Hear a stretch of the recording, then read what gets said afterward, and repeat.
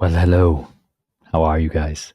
Hey, I just want to jump into something that I was discovered today. I couldn't be more excited. You ever read along sometimes and you just discover something like completely different than what you've ever heard before, and you're like, yes. Sorry if I'm moderately quiet, but the children are napping. This is my moment. I must seize it. Check this out, you guys.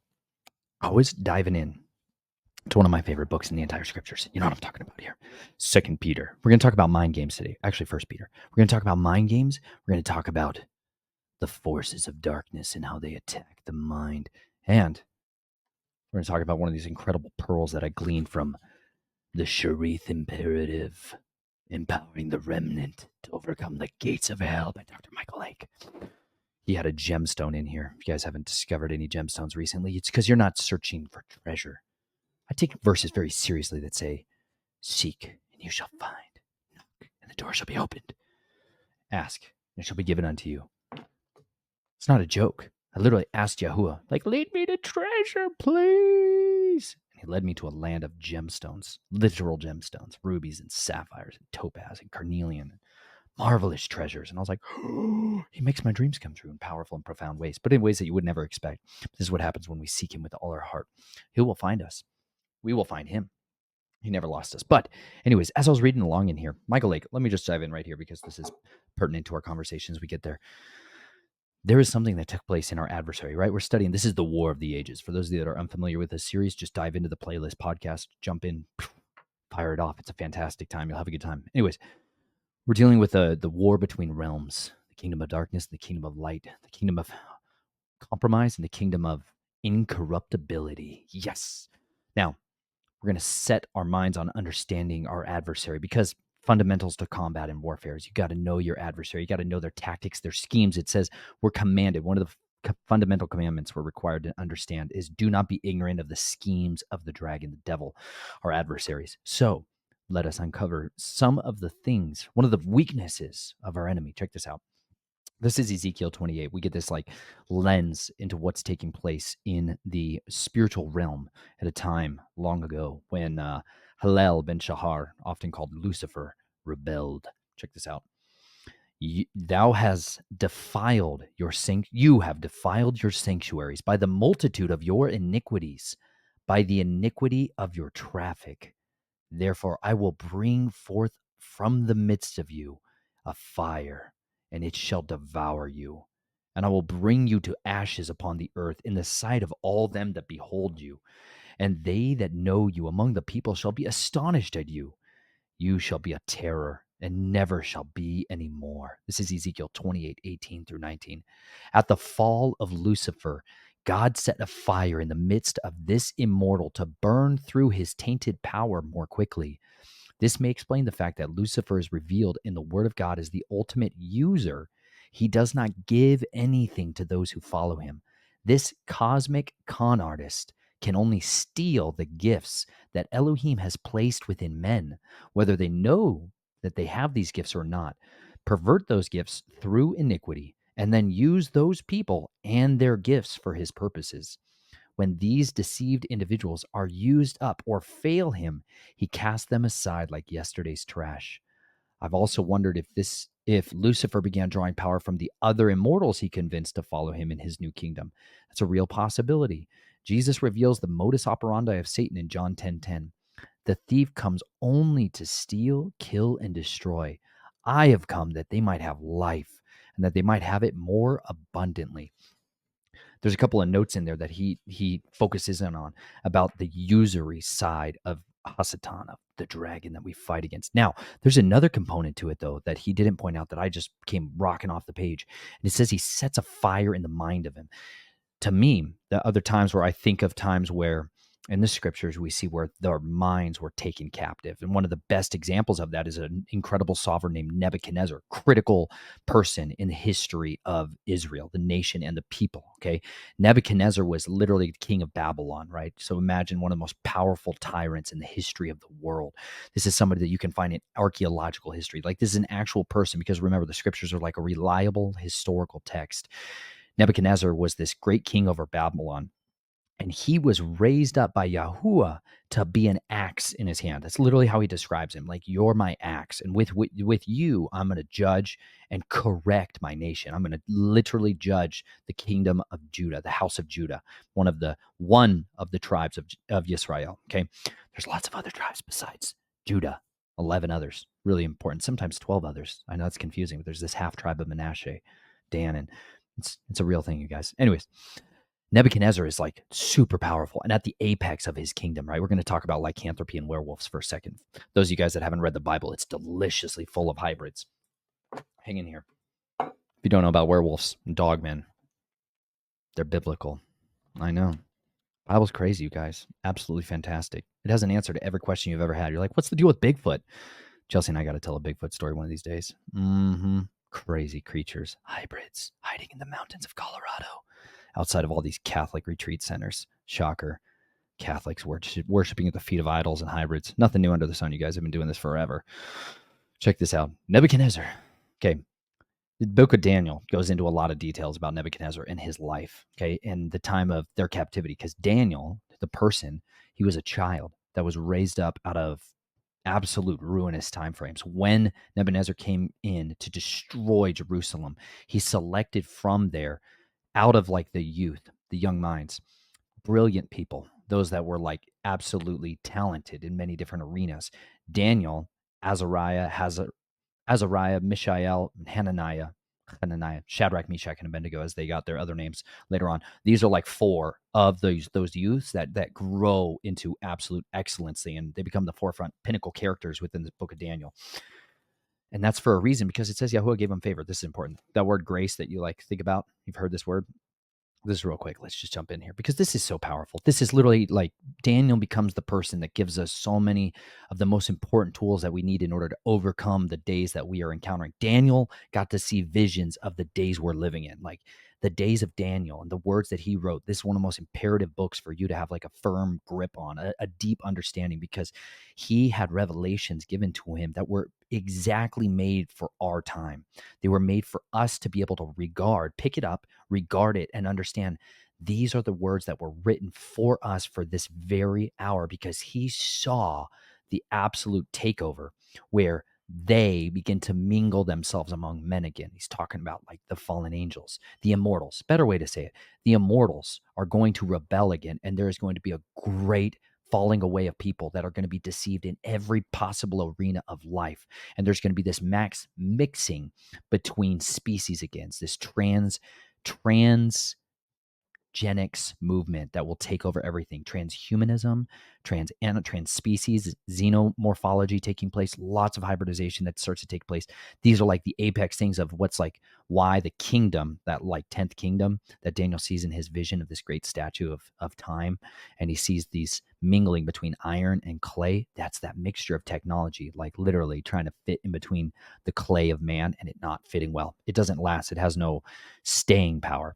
Anyways, at the very beginning of the story, we get to find out why Daniel had this special favor in regard. And it was because he was zealous for the commandments of Yahuwah. He loved the instructions of Yahuwah and was not willing to transgress and break the commandments of Yah in order to get the pleasure of the kings. Check this out real quick. Let's dive in here.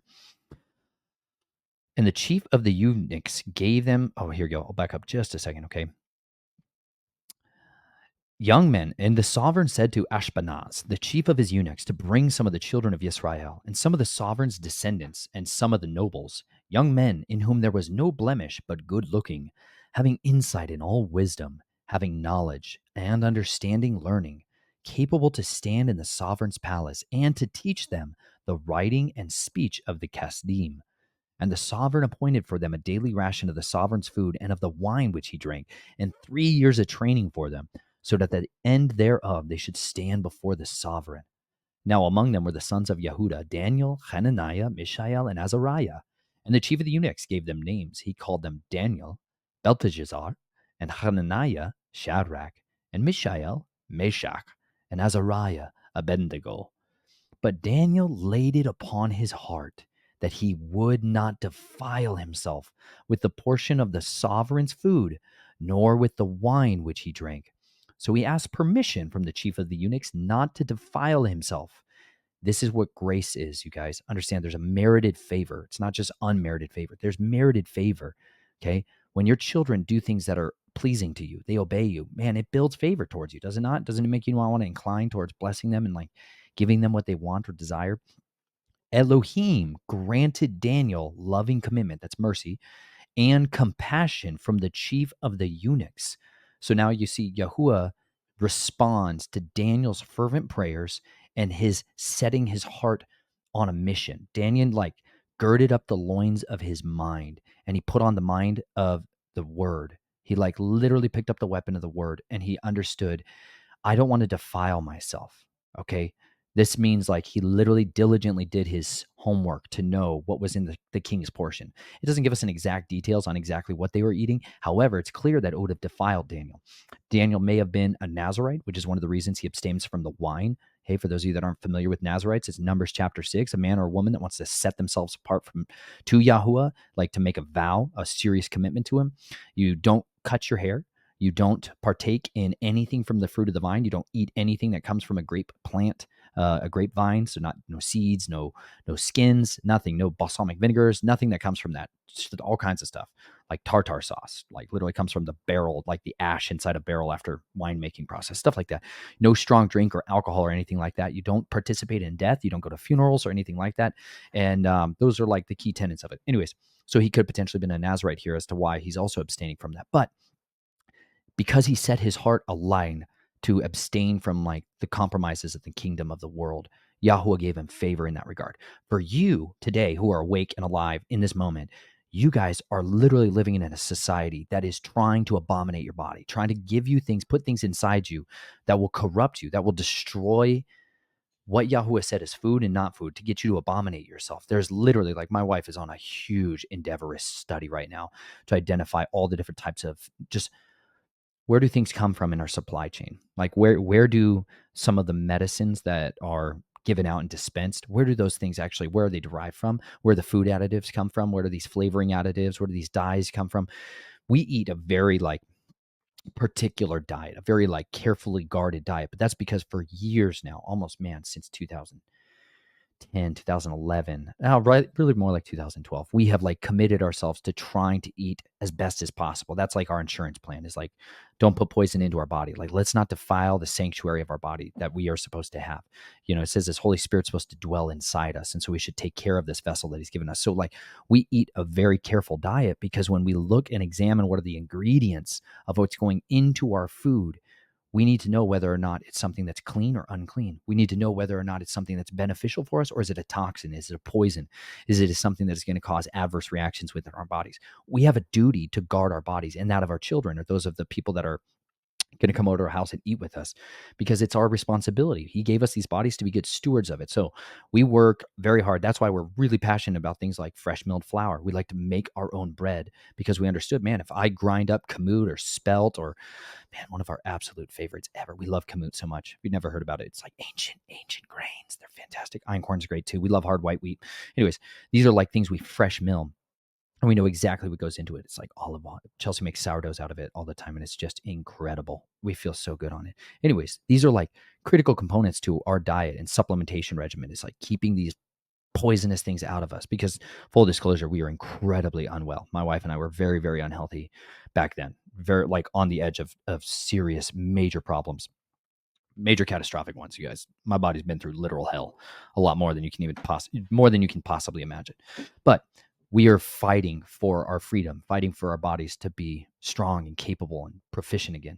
And so we try to set these things out of our life and keep them out of our lives as much as possible. And I encourage you guys, be diligent to try to guard your bodies. Look at the ingredients list on the backs of the foods that you have and identify where these things are coming from, because many of them are being derived from sources that are specifically poisonous to you, and they're genetic abominations. They truly are. They are mixtures of species in things that we should not be eating. Human blood, animal blood, all kinds of unclean animals and organs and parts of animals that we do not want to go into our body that are really causing harmful effects. So many of you are dealing with suffering in your body because those things are coming into it. And it's something that you can abstain from, and it brings great healing and restoration.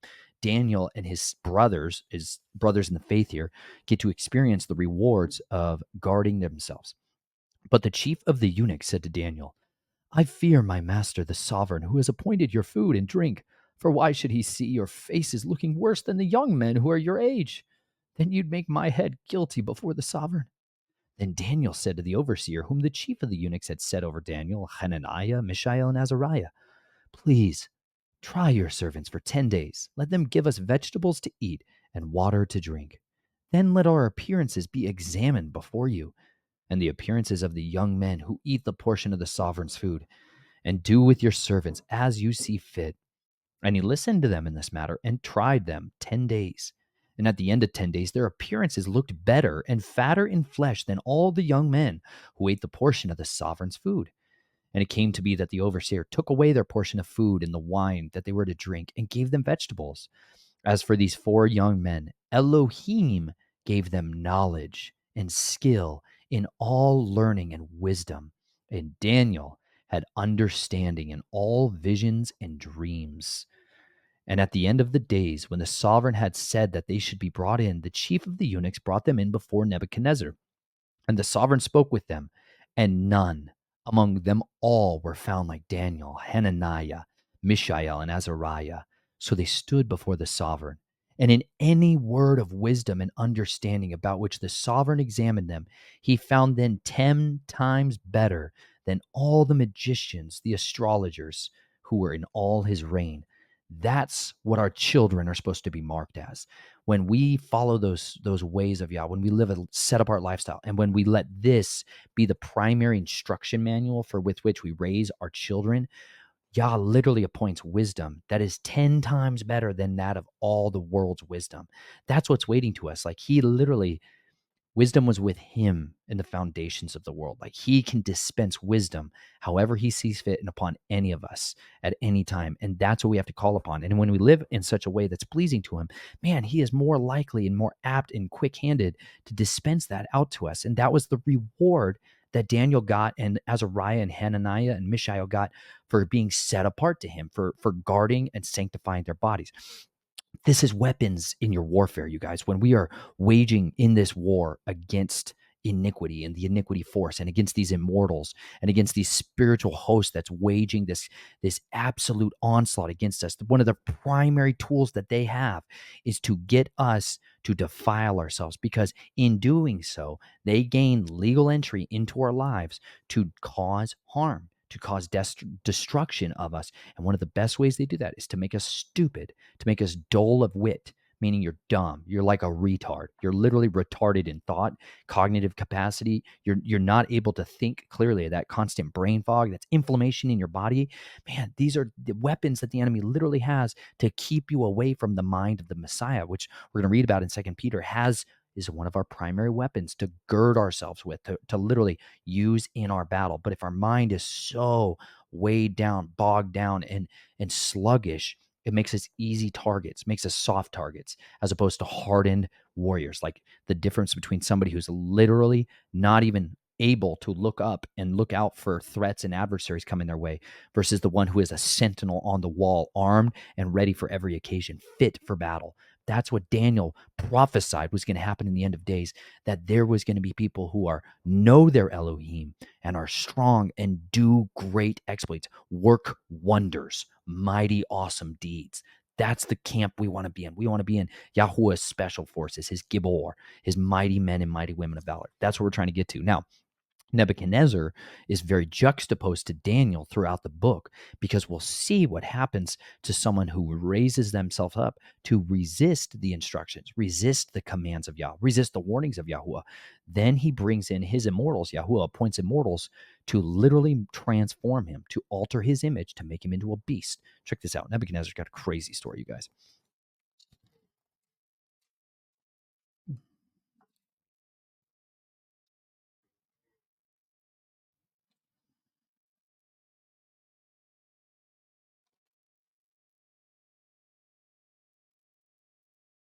Oh, this is great. All right, we're going to jump in at Daniel chapter 4.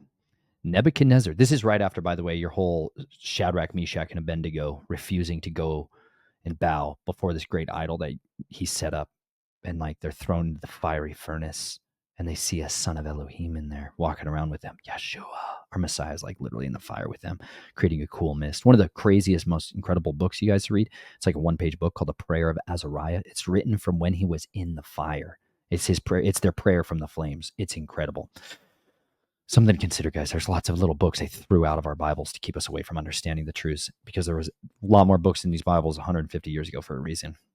They don't got them there now because they don't want you to know all the truth. Anyways, Nebuchadnezzar, the sovereign to all the peoples, nations, and languages that dwell in all the earth, peace be increased to you. I thought it good to declare the signs and wonders with which the Most High has worked for me. How great are his signs, and how mighty his wonders. His reign is an everlasting reign, and his rulership is from generation to generation. I, Nebuchadnezzar, was at rest in my house and prospering in my palace. I saw a dream, and it frightened me, and the thoughts on my bed and the visions of my head alarmed me. So I issued a decree to bring in all the wise ones of Babel before me, to make known to me the interpretation of the dream. So the magicians, the astrologers, the Kasdim, and the diviners came in, and I related the dream to them, but its interpretation they did not make known to me. This is why I tell you guys all the time that behind the ruling class of people that you see as our frontline politicians, magistrates, kings, emperors, there's the priest class, the astrologers, the diviners. There's always, in every single one of them, as much as they might act like they're agnostic, scientific, God-based people and all that stuff who have nothing to do with religion in any capacity, atheistic and all the rest, they all have this behind the scenes. Every one of them always have from time immemorial, you guys. There's always a priest class of people, and predominantly they're paganistic. Predominantly they're occultists, not based in the kingdom of righteousness. However, as you see often, Yahuwah has his remnant stashed in there, secreted away with those double agents. Praise be to Yah. We need more of them. You guys that might be in positions like that, fight ferociously. Stay behind enemy lines as long as you can. Keep recruiting front line. You know what I'm saying? Some of you are placed to be there, required to be there. Be there as long as you can. Do all the work that you can. Cause great harm and catastrophic deliverance to the nations. You are born for it. Be like Esther. Be like Elisha. Who's the guy that Elijah met with? Number 2 in the kingdom. Yahuwah, even in the days of Ahab and Jezebel, Yahuwah had appointed in there, like at the number 2 of King Ahab, one of his mighty warriors who was protecting and hiding and smuggling out righteous priests, prophets of Yah. He literally smuggled them out because Jezebel was bad, bad, bad, bad, bad. If you don't know about Jezebel, bro, read 1st and 2nd Kings. Bad news bears. Like the worst, like the queen of darkness, the mother of darkness of all. She lived in a white robe, white castle, you know what I'm saying? Like an ivory castle. Look good on the outside, you know what I'm saying? She liked to beautify her eyes and cover herself with makeup and vanity right before she was cast to her death. Hallelujah. Dogs ate her bones and pooped her out all over the countryside. Praise be to Yah. Anyways, they found her piece of skull, palms of her hands and stuff. That was it. Otherwise, dogs ate her and crapped her all over the countryside. They needed to. That's what her life needed to end in. So it's coming for a lot of you guys who don't turn from the path of darkness. Just saying. You're going to be literal bird poop to fertilize the earth. That's like literally the end of all of the great armies that gather to like fight against Yahuwah and his son when he comes back. He's like, I'm going to call all the birds to eat you and poop you out as fertilizer. Pretty crazy. Anyways, Nebuchadnezzar got a little off track there. Hang in there. Yah always has his remnant tucked in on the sidelines. You know what I'm saying? So don't be scared. And at last, Daniel, whose name is Belteshazzar, according to the name of my Allah, came before me. In him is the spirit of the set apart Elohim. So I related the dream to him, saying, Belteshazzar, chief of the magicians, because I'm going to talk in that voice there. Belteshazzar, chief of the magicians, because I know that the spirit of the set apart Elohim is on you, and no secret is too difficult for you. Explain to me the visions of my dream that I have seen and its interpretation. Now the visions of my head on my bed were these. I looked and saw a tree in the midst of the earth, and its height great. The tree became great and strong. Its height reached to the heavens. It was visible to the ends of all the earth. Its leaves were lovely, and its fruit plenty, and in it was food for all. The beasts of the field found shade under it, and the birds of the heavens dwelt in its branches, and all the flesh was fed from it. In the visions of my head on my bed, I looked and saw a watcher, that's an immortal, even a set apart one, coming down from the heavens. He cried aloud and said this, Hew down this tree, cut off its branches, strip off its leaves, and scatter its fruit. Let the beasts flee from under it and the birds from its branches. but leave the stump of its root in the earth, even with a band of iron and bronze in the tender grass of the field, and let it be wet with the dew of the heavens, and let his portion be with the beasts on the grass of the earth. Let his heart be changed from man's. Let him be given the heart of a beast, and 7 times pass over him. This matter is by decree of the watchers, and the command by the word of the set apart ones, so that the living know that the Most High is ruler in the reign of men, and gives it to whomever he wishes, and sets over it the lowest of men. This dream have I seen, I, the sovereign Nebuchadnezzar, and you, Belteshazzar, reveal its interpretation, since all the wise ones of my reign are unable to make known to me the interpretation. But you are able, for the spirit of the set-apart Elohim is in you. Then Daniel, whose name was Belteshazzar, was stunned for a short time, and his thoughts alarmed him. The sovereign responded, Belteshazzar, do not let the dream or its interpretation alarm you. Belteshazzar said, My master, the dream is to those who hate you, and its interpretation to your enemies. The tree you saw, which became great and strong, whose height reached to the heavens and was visible to all the earth, whose leaves were lovely and its fruit plenty, and in it was the food for all, under which the beasts of the fields dwelt, and on whose branches the birds of the heavens sat. It is you, O sovereign, for you have become great and strong, and your greatness has grown and has reached to the heavens, and your rulership to the end of the earth. And the sovereign saw a watcher, even a set apart one, coming down from the heavens. And he said, Hew down the tree and destroy it, but leave the stump of its roots in the earth, and even with a band of iron and bronze in the tender grass of the field. And let it be wet with the dew of the heavens, and let his portion be with the beasts of the field, till 7 times pass over him. This is the interpretation, O sovereign. This is the decree of the Most High, which has come upon my master, the sovereign, that you are going to be driven away from men, and your dwelling be with the beasts of the field, and you be given grass to eat like oxen, and you be wetted with the dew of the heavens, and 7 times pass over you, till you know that the Most High is ruler in the reign of men, and that he gives it to whomever he wishes.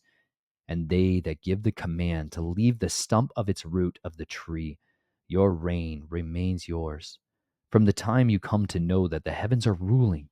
Therefore, O sovereign, let my counsel be acceptable to you, and break off your sins by righteousness, and your crookedness by showing favor to the poor. Your prosperity might be extended. By the way, this was the cure. Daniel is extending to him the absolute cure to prevent this illness. Just take a second and understand. Preventative cures are breaking off your sins by righteousness. What is righteousness? Yahuwah's righteousness is righteousness forever, and the Torah is truth. Keeping the commands of Yahuwah and his instructions is literally a righteousness to us. It's our righteousness to us when we do these things. Like Yeshua literally gave out commandments, many, many, many commandments. When we do those, we live by them. Like we are blessed by keeping them. But when we do them no longer, when we harden our hearts to it, when we become rebellious, it literally is a disease to us. It's like an absolute poisoning to our bodies, our souls, and our spirits. It desecrates us.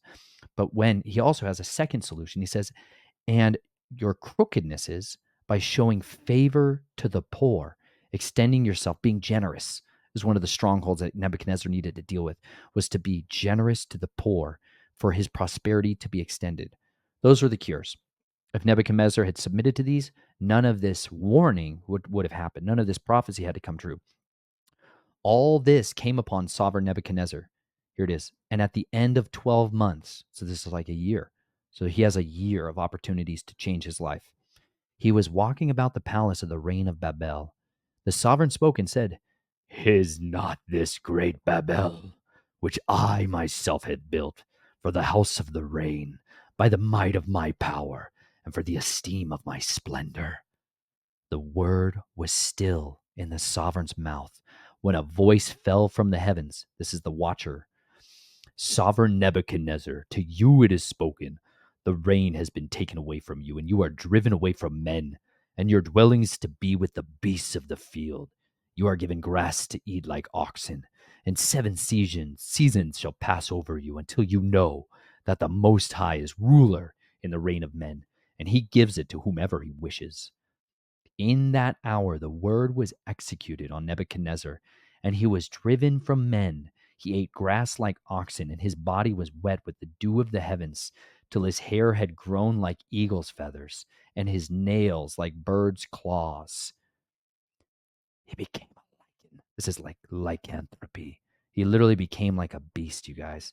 He was transformed into like an image of a different thing. You and I, just for real clarity of thought here, cannot eat grass and live. We don't have four stomachs. That's why creatures that chew the cud, because they have to puke it up back into their mouth again and chew it down and swallow it again.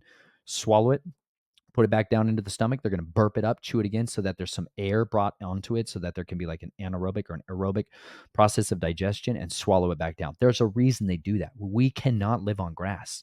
Like you can't. It's technically edible. You can eat it. Bamboo is a grass. You can definitely eat it. Your body can digest that form of grass. There's other grasses that we cannot eat. You can't go out and eat grass like an ox. His body was physically changed. And this is the properties that the Watchers, the class of immortals, has, is that they are shapeshifters, not only for themselves, they can transform themselves into an angel of light. They can make themselves look like anything they really want to. And they can also make others be transformed into different images. This is why when you're dealing with things like these phenomenon that people are encountering or experiencing out in the world, that is mysterious xenotypology of creatures that don't have a regular class of placement in our worldly system of literature. This is the cryptozoology. Okay. These beings, some of them, be very clear, are coming from this type of actions. There are angels, immortals, that mix and transform creatures on this earth and create these hybridized beings as bodies, as carriers of this. Some of them are literally agents of fear. When you go out into many of these places in the deep national forest, people that go out there have these encounters with these other creatures, these beings that don't fit into the class of it.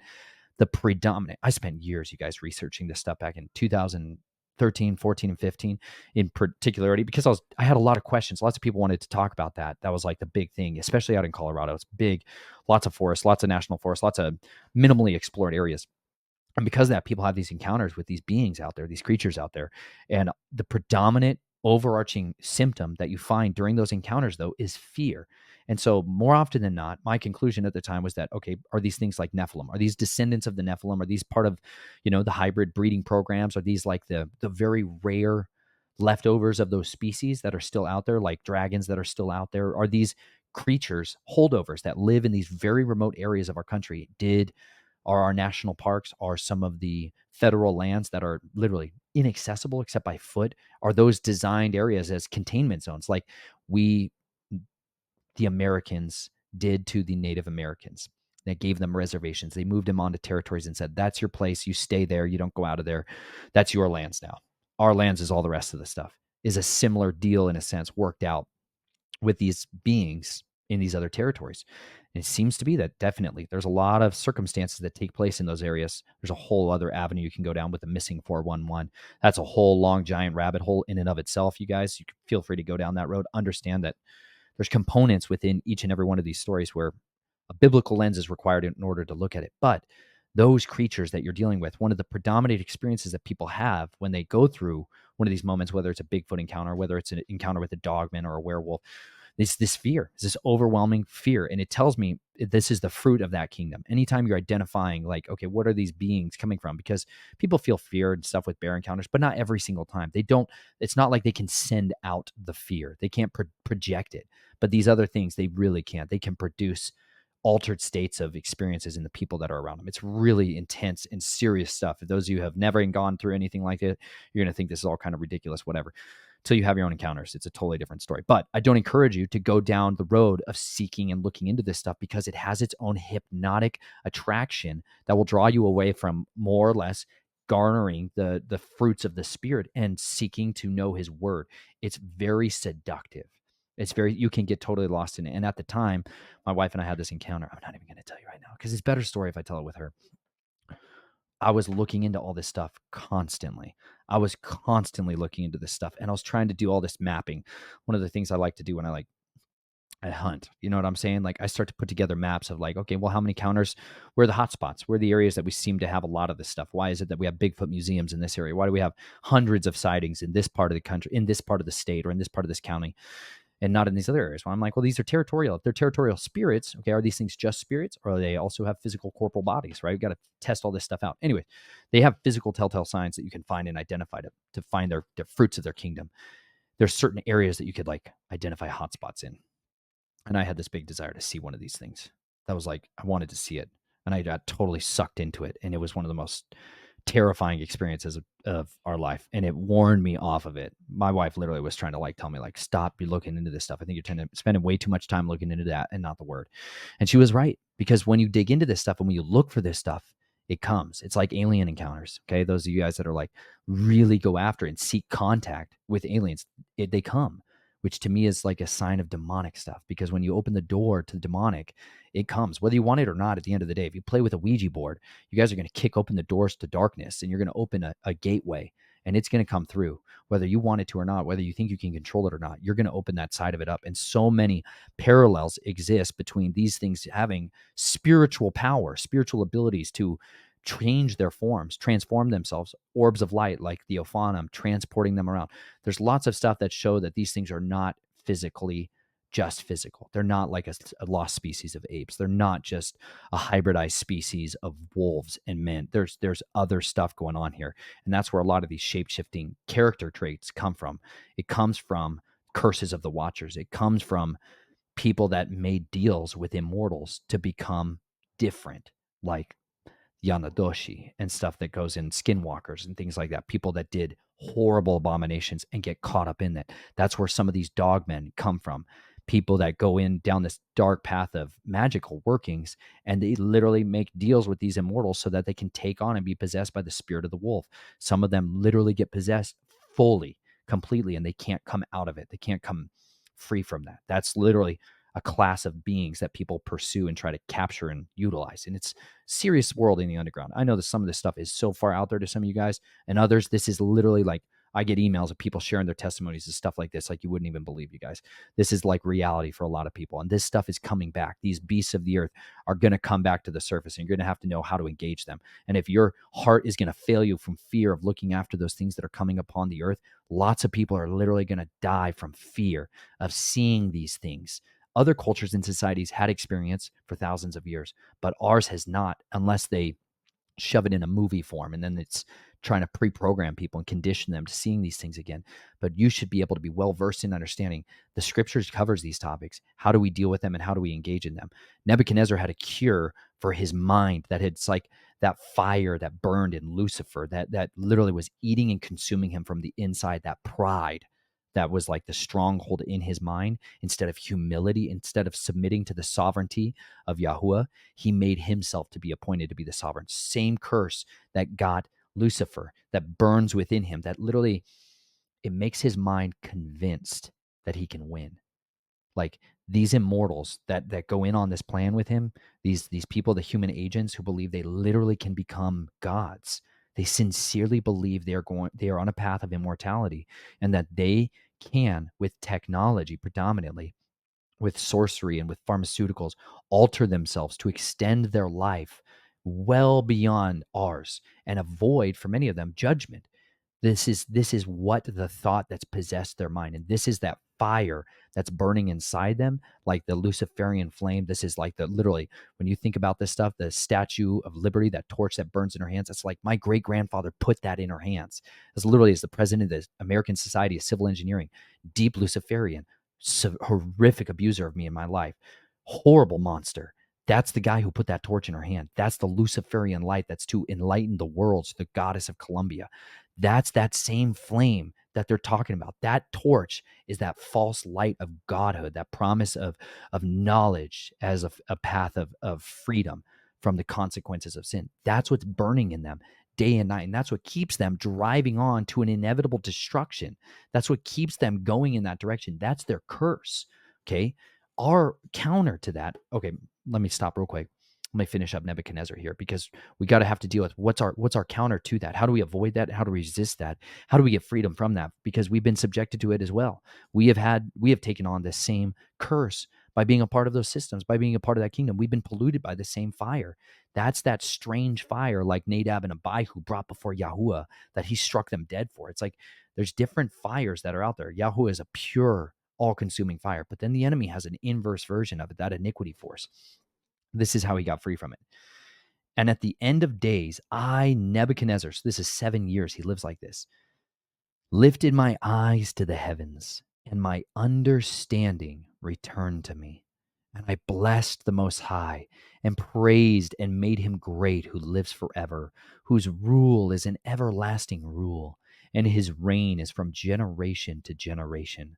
And all the inhabitants of the earth are of no account, and he does as he wishes with the hosts of the heavens and among the inhabitants of the earth. And there is none to strike against his hand or to say to him, "What have you done?" At the same time, my understanding returned to me, and the preciousness of my reign, my esteem and the splendor were returning to me. And my counselors and nobles sought me out, and I was reestablished to my reign, and excellent greatness was added to me.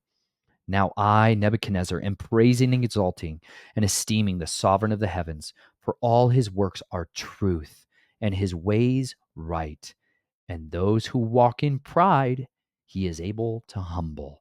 What a valuable lesson that each and every one of us can learn. If we humble ourselves voluntarily now, we can avoid so much of that at the end. The reason the wheat that bows itself before Yahuwah, all of it, he literally says, I'm going to go send out my immortals. They're going to go harvest the earth. And there's wheat and tares sown in amongst them. Tares are literally the seeds of the dragon, the seeds of the serpent that are sown in among us.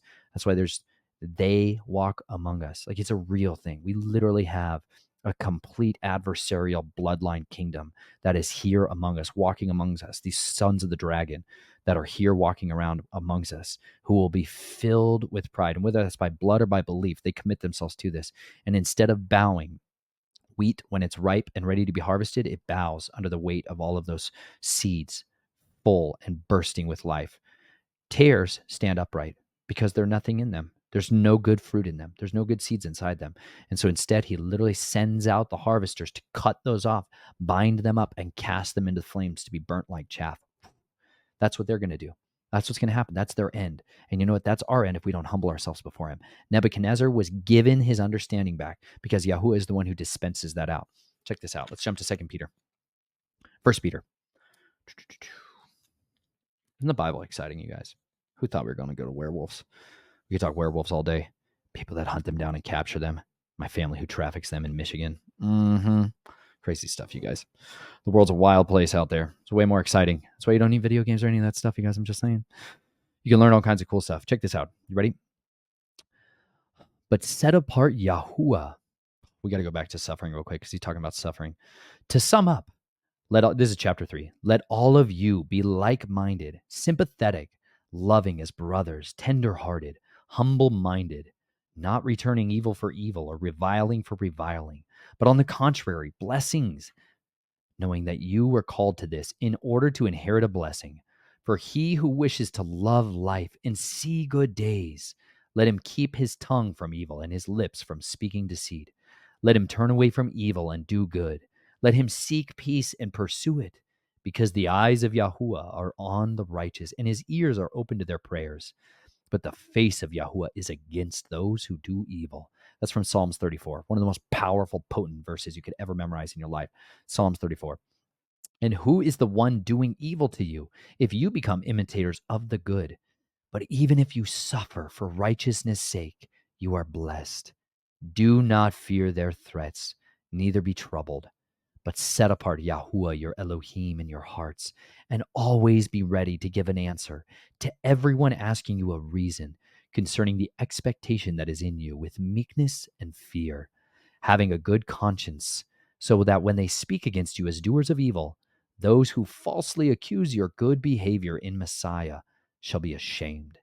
For it is better, if it is the desire of Elohim, to suffer for doing good than for doing evil, because even Messiah once suffered for sins, the righteous for the unrighteous, to bring you to Elohim, having been put to death indeed in flesh, but made alive in the spirit, in which also he went and proclaimed unto the spirits in prison, who were disobedient at one time, when the patience of Elohim waited in the days in Noah while the ark was being prepared, in which a few, that is, 8 beings, were saved through water.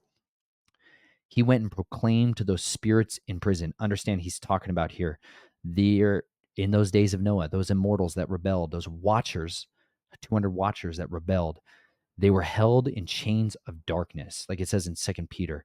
They're literally in this place called Tartarus. That's like the word in Greek for this deepest bowels of the earth. There's a prison colony beneath your feet where many of these immortals are bound up in chains of darkness, serving out life like sentences. They have literal judgments of time. The book of First Enoch is fantastic. For those of you that have never read it, it gives you a lot more details. These were things that used to be in the Ethiopian Bible, still preserve this text within it throughout time. Anyways, it goes into more details explaining this, the times and the durations of their sentences based off of what they did, what they taught people. They're the ones who unleashed a lot of these secret sorceries and taught all this stuff to women and to mankind. They are held in a place called Tartarus. There's also, like in mythology, they would call this place the prison cell of the Titans. You know, they were literally held in chains of darkness down there. Yeshua, when he died, he literally went down into the bowels of the earth to preach to them. And it says he heralded over them in victory, like he triumphed over them. He like went down there and he met with the devil and took the keys of death, the authority over death, from the devil who used to have them, and he preached to them. He literally is down there being like proclaiming unto them deliverance for the righteous and condemnation and destruction to them.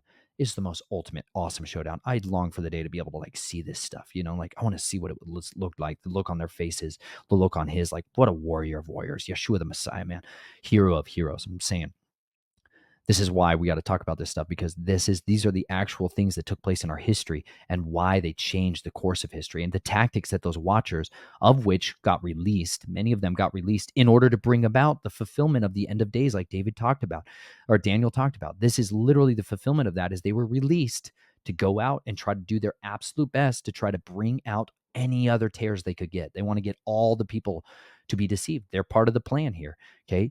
As they fall away, they're going to bring more and more immortals are going to descend. They're going to fall. They're going to rebel, and they're going to change their nature, and they're going to come make war with us, the people that keep the commandments of Yahweh and guard the testimonies of Yeshua. So literally it says who the dragon goes to make his war with. So we need to gird up the loins of our mind to be able to fight this battle, to not be taken captive by the devil to do his desires. Which figure now also saves us immersion, not a putting away of the filth of the flesh, but the answer of a good conscience towards Elohim through the resurrection of Yeshua Messiah, who having gone into heaven is at the right hand of Elohim, messengers and authorities and powers having been subjected to him. Therefore, since Messiah suffered in the flesh, arm yourselves also with the same mind, because he who has suffered in the flesh has ceased from sin, so that he no longer lives the rest of the time in the flesh of the lusts of men, but according to the desire of Elohim.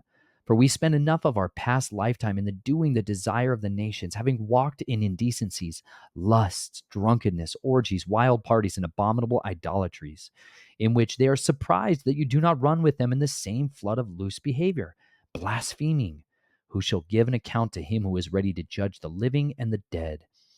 For this reason, the good news was also brought to those who are dead. There's that preaching inside the earth to the men, and so that whereas they are judged according to men in the flesh, they might also live according to Elohim in the spirit. But the end of all has drawn near. Therefore, be sober minded, be attentive in the prayers, and above all, fervent love for one another, because love covers a great multitude of sin. Welcome one another without grumbling. Man, this is the most powerful stuff we have, you guys, is to arm ourselves with the same mind that Messiah had in his sufferings for righteousness' sake. Because if we don't eat the way other people do, you're going to experience a whole lot of peculiar looks and frustrated glances, and it's going to make your life more difficult in many ways. But you know what? By doing so, by abstaining from these toxins that the world is trying to put upon us from every conceivable angle, like right now, just for perspective, part of the deals for like financing and funding going on for the war in Ukraine, like when we give deals to countries for military aid, foreign aid, whatever else, they come with all these ridiculous stipulations. You got to understand. One of them is all in the time of the rebuilding phase after the war. And it's like the Ukraine has the breadbasket of Europe. Okay. That doesn't mean a lot to most people, but you got to understand something. Europe's territory, physical landmass, is not all that conducive towards growing grain. We have in the Americas one of the largest areas for growing grain specifically in the world. All right. Ukraine has a similar area as well. Okay. Like Montana. Montana is one of the most ideal climates for growing grains, like hard red wheat, hard white wheat, some of those crops in particularity. You need you need a certain kind of climate, especially with like a hot, dry summer. You don't need more, you don't have too much moisture. You can't grow that kind of grain in the south. Their climate zones allow the Ukraine to be able to grow some of the most incredible amounts of grain in the entire world. And so they are critical for the world's supply of grain, especially in Europe, in Asia, in Africa, massive exportation area. Part of the deal of us giving all this money over there is that we can buy that land. We own that land now. And so who is going in and buying the land? Cargill, right? Tyson, Monsanto, like these monsters of monsters. That's Bayer, by the way. Monsanto is owned by Bayer. Monsanto is just one tiny piece of a even worse dragonous beast, like one of the just the worst. Bayer. You can't even imagine how bad, diabolical it is. Anyways, that's part of the deal of what's going on over there as to why we're doing all this. It's so that the money gets in the hands of the military industrial complex. It stays within our country and just builds that up. And then all of our food manufacturers and all of the genetic engineering monsters that we have as our corporatocracy here, they get access to that breadbasket over there, just like they've gotten access to it here and dominate it. The vast majority of our entire land is controlled here by these people that are literally using the same technology of these watchers to splice in and alter the genetics of our food so that we're literally being poisoned every single day. There's the long-term effects of these foods genetically alter us. Like when we eat genetically engineered foods, it alters our genetics seriously, profoundly, epigenetically, meaning like our children pass it on to our children, children's children. Like we're abominating our bloodlines. That's a serious deal. So like do your absolute utmost to not become a GMO. I'm just saying, like you personally. These are ways to gird up the loins of your mind. Because if we can have understanding from Yahuwah about these topics, we can guard ourselves from the tactics of the devil. This is my hope and my desire for you guys to have those same type of persistence to resist the schemes of the enemy. Anyways, I love you guys. Thanks for coming along with me on another journey of all of the mind games that we're fighting against. And I pray that you would be vigilant, steadfast, and disciplined in your willingness to fight for the freedom of your mind, your body, your spirit, and your soul, and that you'd fight for that of others. I love you all. I'll talk to you soon.